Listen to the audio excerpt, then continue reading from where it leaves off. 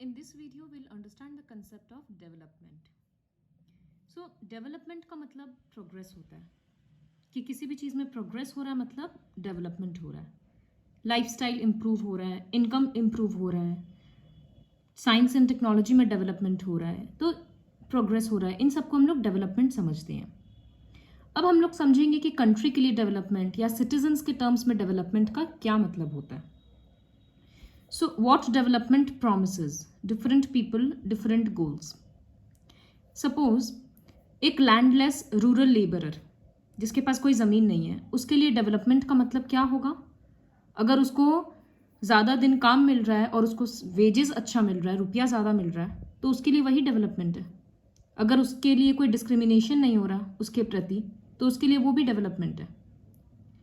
फिर है जैसे यहाँ पर प्रॉस्परस फार्मर्स फ्रॉम पंजाब, जो रिच फार्मर्स है पंजाब के, उन लोगों के लिए डेवलपमेंट क्या होगा कि गवर्नमेंट अगर अच्छा स्कीम्स इंट्रोड्यूस करे क्रॉप्स खरीदने का, लेबर उन लोगों को अगर चीप में मिले, वो लोग अपना उन लोगों के चिल्ड्रन उन लोगों के बच्चे अगर अब्रॉड जाकर पढ़ पाएँ, तो उन लोगों के लिए डेवलपमेंट का वो मतलब है। इसी तरह से एक girl from a rich urban family, उसके लिए डेवलपमेंट का क्या मतलब है कि उसको उसके ब्रदर के जितना फ्रीडम मिले, लेट नाइट काम करने का मौका मिले या अपॉर्चुनिटी मिले तो वो डिनाई ना करे, लेट नाइट पार्टीज कर सके, इस तरह से वो डेवलपमेंट होगा। वहीं पर a boy from a rich urban family के लिए ये सब नहीं भी हो सकता है। उसको नहीं चाहिए कि फीमेल को इतना पावर मिले। तो सबके लिए डेवलपमेंट का मीनिंग अलग अलग होता है। जिन लोगों को जो चीज़ इंपॉर्टेंट लगता है, जिससे उनका एस्पिरेशंस, उनका ड्रीम्स पूरा हो सकता है, वही उनको डेवलपमेंट लगता है। लेकिन किसी एक दो इंसान के लिए जो डेवलपमेंट है, किसी दूसरे के लिए वो नहीं भी हो सकता है, किसी दूसरे के लिए वो डिस्ट्रक्टिव हो सकता है। एक लैंडलेस फार्मर को चाहिए कि ज़्यादा से ज़्यादा वेज मिले, लेकिन एक प्रॉस्परस फार्मर को लगेगा कि हमको चीप लेबर मिले। तो एक इंसान के लिए डेवलपमेंट दूसरे इंसान के लिए डिस्ट्रक्टिव हो रहा है। तो इसीलिए development varies from people to people. Income and other goals, सिर्फ इनकम ही लोगों को अपना नहीं बढ़ाना होता है। लोग और भी दूसरा चीज़ देखते हैं कि जहाँ काम कर रहे हैं वहाँ पर इक्वल ट्रीटमेंट मिले, सोशल डिस्क्रिमिनेशन ना हो, वर्क प्लेस में फ्रीडम मिले, जॉब सिक्योरिटी हो। ऐसा नहीं है कि आज काम कर रहे हैं, कल काम कर रहे हैं, परसों जॉब चला गया। इस तरह का नहीं होना चाहिए, क्योंकि लाइफ का क्वालिटी सिर्फ मनी या मटेरियल थिंग्स पे डिपेंड नहीं करता है कि हम क्या क्या खरीद के रख सकते हैं। नॉन मटेरियल थिंग्स जैसे self respect, discipline, honesty, happiness, health, सब चीज़ों पर डिपेंड करता है। तो ट्रू डेवलपमेंट में सिर्फ इनकम को नहीं काउंट कर सकते हैं, बहुत सारा डिफरेंट गोल्स भी देखते रहना पड़ता है। जैसे अभी एक जॉब है जो बहुत दूर है, इनकम बहुत अच्छा है, बहुत सारा अपॉर्चुनिटीज़ मिल रहा है, फ्री में रहने का घर मिल रहा है, कार मिल रहा है, सब कुछ, लेकिन फैमिली से दूर रहना पड़ेगा और छुट्टी इतना टाइम पर नहीं मिलेगा। दूसरा जॉब है कि वहाँ पर इनकम कम है लेकिन फैसिलिटीज़ ज़्यादा है, फैमिली के पास रह सकते हैं और छुट्टी भी, थोड़ा लीव भी ज़्यादा मिलेगा। तो अब एक इंसान क्या करेगा? और जॉब सिक्योरिटी भी ज़्यादा है, तो एक इंसान सेकंड ऑप्शन चूज़ करेगा, या कोई इंसान हो सकता है फर्स्ट ऑप्शन चूज़ करे। तो हर एक इंसान के लिए डेवलपमेंट का मीनिंग अलग अलग होता है। तो जब इतना वेरिएशन होता है तो हम लोग कंट्री का डेवलपमेंट फिर किस टर्म में बोलेंगे? क्योंकि एक स्टूडेंट के अकॉर्डिंग कंट्री का डेवलपमेंट होना चाहिए कि एजुकेशन क्वालिफिकेशन अच्छा हो, ऑक्सफोर्ड और स्टैनफोर्ड जैसा यूनिवर्सिटीज़ होना चाहिए, क्वालिफाइड टीचर्स होने चाहिए। डॉक्टर्स के अकॉर्डिंग होगा कि अच्छा हॉस्पिटल्स और हेल्थ फैसिलिटीज़ होना चाहिए। पॉलिटिशियंस के अकॉर्डिंग कुछ अलग डेफिनेशन होगा। तो नेशनल डेवलपमेंट को फिर हम लोग किस तरह से डिफाइन करेंगे, ये एक प्रॉब्लम है। फिर डिफरेंट कंट्रीज, डिफरेंट स्टेट्स को हम लोग किस तरह से कंपेयर कर सकते हैं। तो जब डिफरेंट कंट्रीज को कंपेयर करने का बात आता है, तब हम लोग इनकम देखते हैं। इनकम मतलब हर एक इंसान का नहीं, एक एवरेज इनकम निकाला जाता है। जिस कंट्री का एवरेज इनकम सबसे ज़्यादा होगा वो कंट्री ज़्यादा डेवलप्ड है, क्योंकि वहाँ के लोग ऑन एन एवरेज ज़्यादा कमा रहे हैं। तो अगर डिफरेंट कंट्रीज़ को कंपेयर करना होता है तो यही एक ऑप्शन है। एवरेज इनकम को पर कैपिटा इनकम भी बोलते हैं। पूरे कंट्री का इनकम के साथ उसका पॉपुलेशन को डिवाइड कर देते हैं तो you will get the average income. World Development Reports brought out by the World Bank uses this criteria to classify countries. जैसे USA में $12,236 पर एनम अर्न होता है या उससे ज़्यादा, तो उससे ज़्यादा जो करते हैं उस कंट्रीज़ को रिच कंट्रीज़ बोला जाता है. $1,005 पर एनम जो होता है वो लो इनकम कंट्रीज़ होता है. इंडिया मिडिल रेंज में आता है, $1,840 पर एनम अर्निंग है. तो अलग अलग कंट्रीज़ का पर कैपिटा इनकम अलग अलग होता है. जैसे ये कार्टून है, इसमें क्या है, we made the chairs and we use them.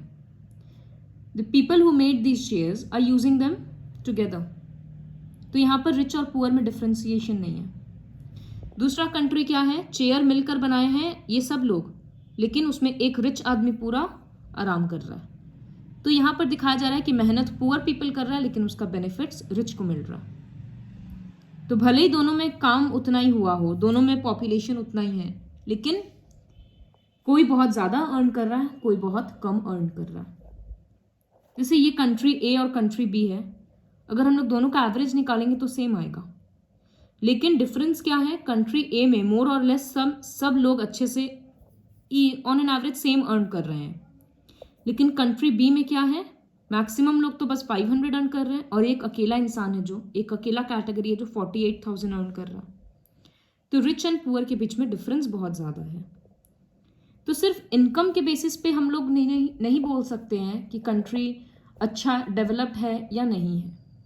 Obviously income एक बहुत इंपॉर्टेंट क्राइटेरिया है, लेकिन सिर्फ उसके बेसिस पे डिफाइन नहीं करना चाहिए. तो और क्या फैक्टर्स देखा जाता है, तो दूसरा फैक्टर्स देखा जाता है जैसे infant mortality rate, literacy rate, net attendance ratio, मतलब कितने बच्चे स्कूल अटेंड किए. इस तरह से बहुत सारा अदर इंडिकेटर्स होता है. जैसे यहाँ 3 स्टेट का कंपेयर किया गया है, हरियाणा, केरला और बिहार. सो पर कैपिटा इनकम रफली हरियाणा का सबसे ज़्यादा है, फिर केरला, फिर बिहार. लेकिन अगर इन्फेंट मोर्टेलिटी रेट देखेंगे तो केरला का सबसे कम है. तो ये एक अच्छा बात है. इन्फेंट मोर्टेलिटी रेट मतलब कितने बच्चों का डेथ हो रहा है under the age of 1 year out of every 1000. तो out of 1000 12 children are dying under the age group of 1 year. तो ये, और हरियाणा और बिहार में ये रेशियो ज़्यादा है. तो इवन दो केरला का इनकम हरियाणा से कम है, लेकिन उसका इन्फेंट मोर्टेलिटी रेट ज़्यादा है, उसका लिटरेसी रेट ज़्यादा है, उसका नेट अटेंडेंस रेशियो ज़्यादा है. तो रुपया भले ही केरला के लोग थोड़ा कम कमा रहे हो, लेकिन एजुकेशन उनका ज़्यादा अच्छा है, हेल्थ पॉलिसी उनका ज़्यादा अच्छा है. तो अब हम लोग किसको डेवलप्ड बोलेंगे, हरियाणा को या केरला को? बिहार का तो इनकम भी कम है और बाकी सारा रेशियो भी ठीक नहीं है.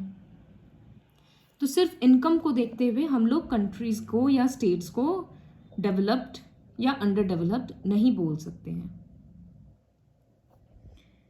Next, public facilities. हम लोग जो अर्न करते हैं उससे हम लोग सब कुछ नहीं खरीद सकते हैं. तो वही बात बार बार घूम के आ रहा है कि सिर्फ इनकम एक इंडिकेटर नहीं है.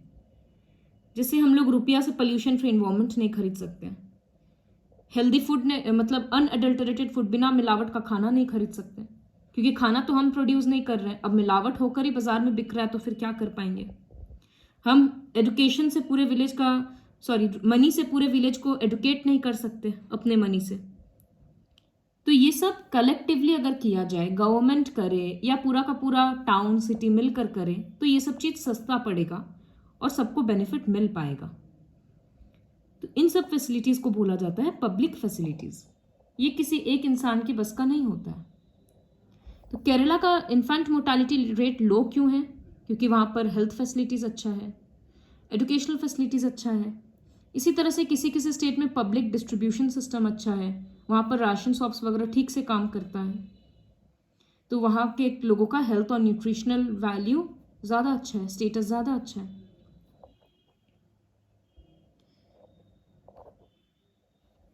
Now what is sustainable development? Okay, one more thing, that this is Sri Lanka है. वो डेवलपमेंट में इंडिया से बहुत ज़्यादा बेटर है। क्यों?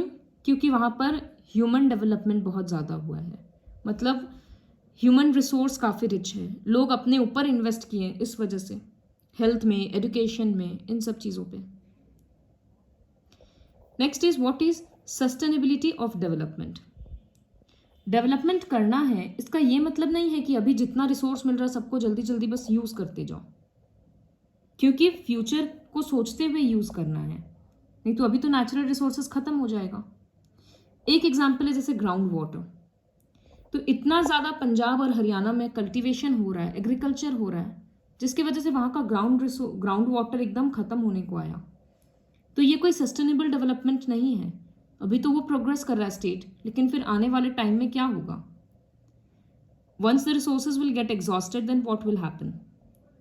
सो अगर डेवलपमेंट करना है तो उसका पूरा प्लानिंग करना होगा, इन्वायरमेंट पे उसका क्या इफेक्ट हो रहा है ये सोचना होगा, फ्यूचर का यूज सोचना होगा।